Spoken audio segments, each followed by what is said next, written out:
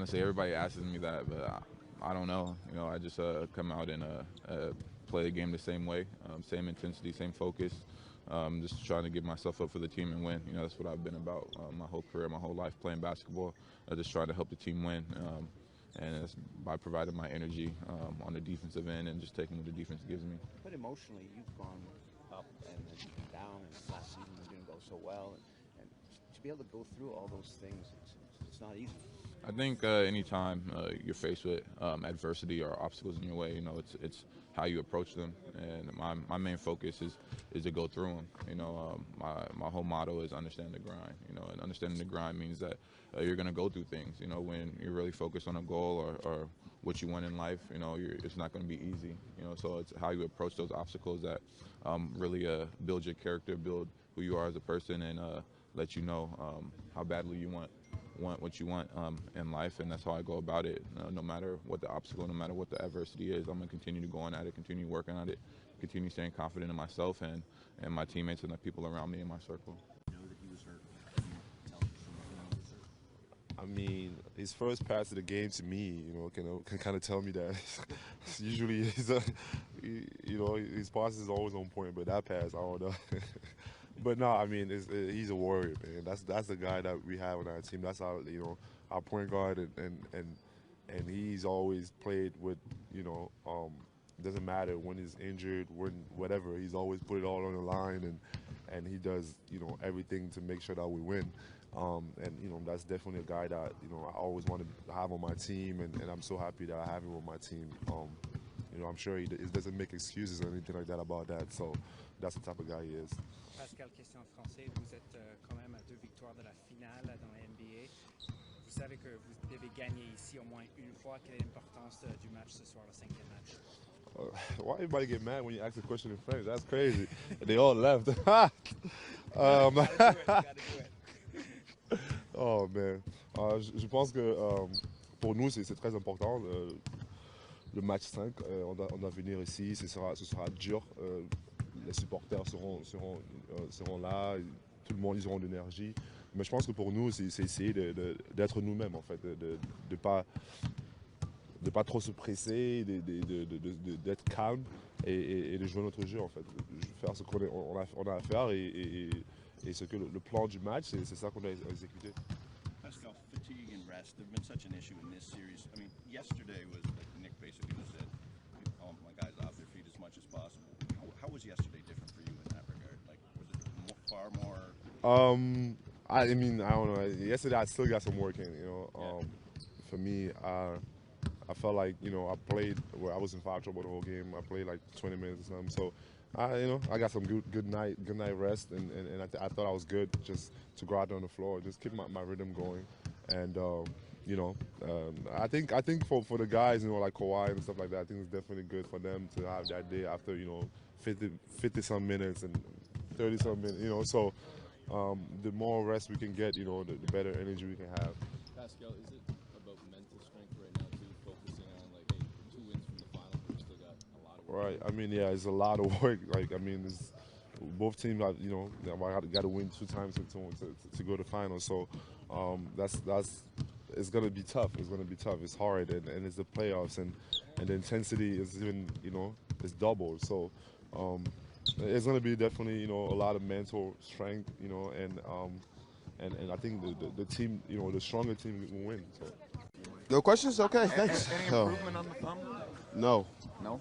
Is it kind of No. something you'll have to wait till after the season for it to get better? Yeah, I will not be able to get it taken care of until after the season is over. Can you describe what it feels like? That hurts. Look how bad is it? It's pretty bad. Yeah. I honestly, it's pretty bad. We've been taking things to make sure that, during the game, we try to limit the pain as much as possible during the games, but it is what it is. No complaining. Is it a situation where you can't do any more structural damage, or could you? I don't think so. We'll figure that out. We'll figure it out. Find out as we go. Yeah, we'll figure it out. Why do you feel like you've still been so effective in the series despite the injury? Just playing basketball, just trying to help my team win. I mean, it's not about scoring for me. It's about doing everything else. And I think just the aggressiveness of me in general, offensively, has helped the team in general. How much does the thumb bother you specifically on the shot? 'Cause it's your guide hand, not your main hand. But It hurts on everything. Everything. Every time I use the hand, it hurts. Yeah. But it's whatever. At this point, it's what it is. What it is. You said after last year's playoffs that you thought you had a whole lot more to give. Is that something you're able to kind of express now? I still got a lot to give. I still got a lot more to give. My thumb being hurt is, it is what it is. But other than that, my body feels great. My mind feels strong. So that's an important thing. I remember you saying, like, you've had a really good playoff run since, I think it was game 2 against Miami. Mm-hmm. Do you feel like you've kind of really found your rhythm within this team now too? Oh yeah, man. I think I know it is what we need a little bit, and I see the game as always. I feel the game early. I see what it is, and understanding that the situations are always going to be different. Every game is going to be different. Other teams make an adjustment, you make adjustments, and you just kind of go on the fly and figure it out. Is that why you're so aggressive early in 4? Because you saw that Kawhi was maybe a little slowed? We just needed that. We needed a little spark and a little punch. So I wanted to go out there and be aggressive. But I'm looking for my shot a lot more than I usually do. So I've been doing that most of the series, kind of looking for my shot early, and that's been effective for me. In your mind, getting out to a 3-2 advantage, how crucial is that? How much of an advantage is that? It'd be a great advantage still to take home court. Would be great just to win the game. That's what really would matter. Like having a lead going into our place would be massive. But we understand that the task is going to be larger hands. But I think we're up to it. I think we're ready to go.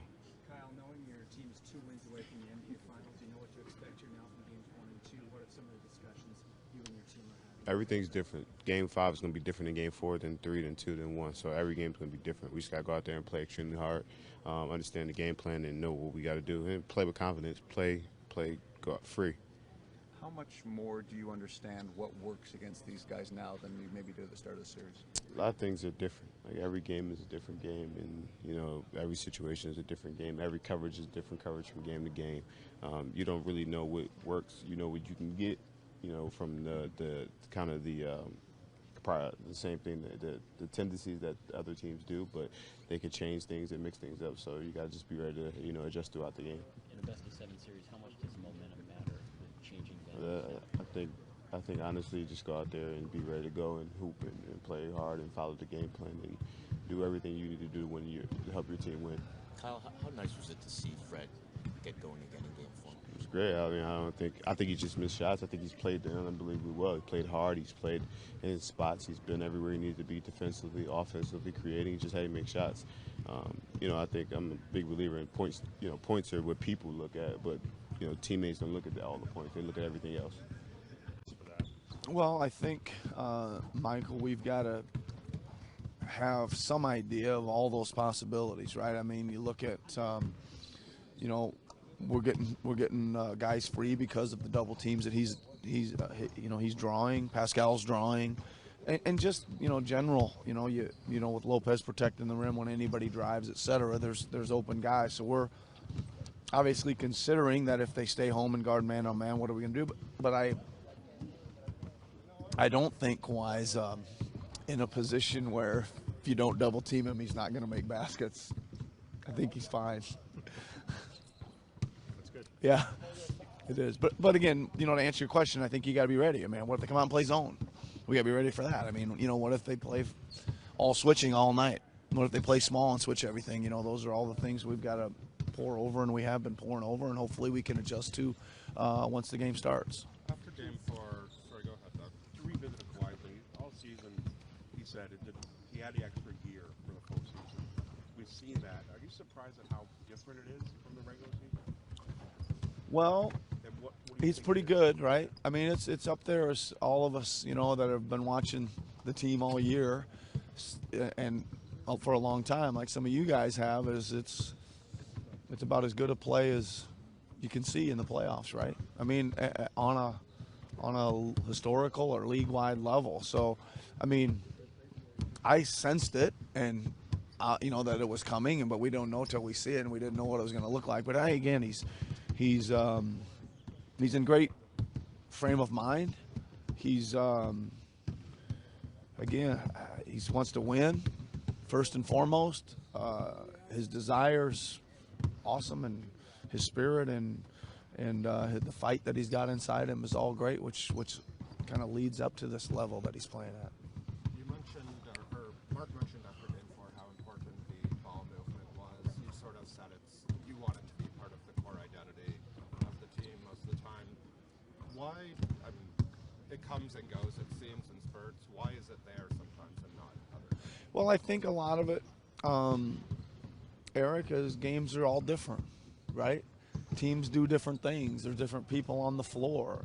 You know, I mean, if we could dial up what we wanted to dial up every time, we'd win 330-0, right?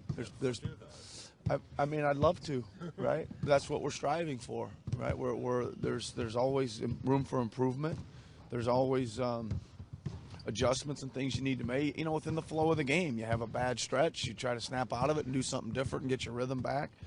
You have a good stretch, and it isn't probably going to roll that way where every shot goes in for 8 straight possessions, and you got to adjust to that. So, I mean, I think it's more fun for everybody to play in a ball movement type thing.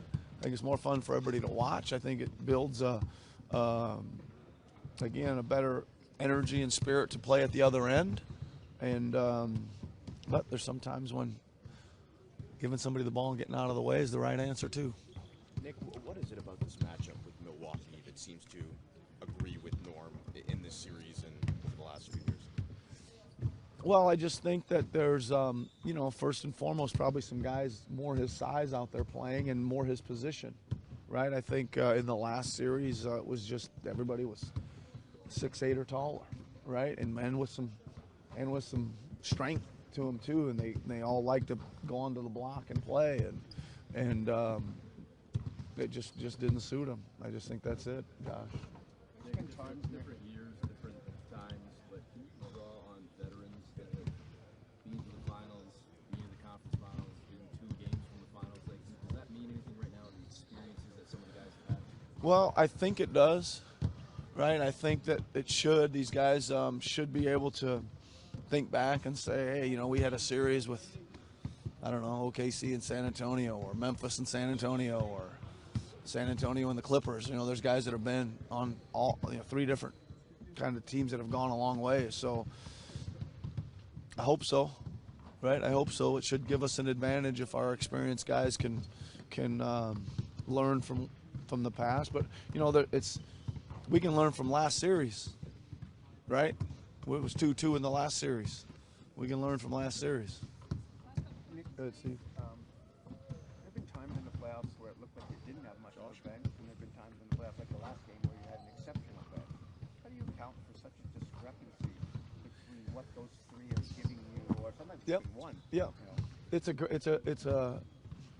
a head scratcher, isn't it? It really is. But you could almost say, how have these games been so drastically different? Like, you know, we talked about in the Philly series. It was like, how many complete blowouts were there by each team, right? And then, 7 different games. yeah, and then even in this series, it's kind of been 1-1 and 2, right? Two really tough games that could have went either way, and 1 each way that wasn't that close. So I think it's just the rhythm of the night, Steve. Some nights some guys got it, and some nights 3 guys got it, and that's what we're as a coaching staff trying to do is, you know, almost every time out we walk out there and say who should be in, who should be out, who has it, who doesn't, what do the matchups look like, and let's try to figure out as best we can and put the right guys out there at the right times. And in the last game, I think that's the most shots Norm has taken in an NBA game. I don't know, 18 shots at the most. You get that in a playoff game with that kind of efficiency. It's pretty impressive. It's interesting, right? There's been all kinds of little interesting things like that have happened, right? I think number of shots, number of misses, number of things have been all over the place. So it's, I guess it keeps it interesting. And I think the thing that I keep saying and that I keep in the front of my mind is each game brings us something new, and we'll see what happens in this one tonight.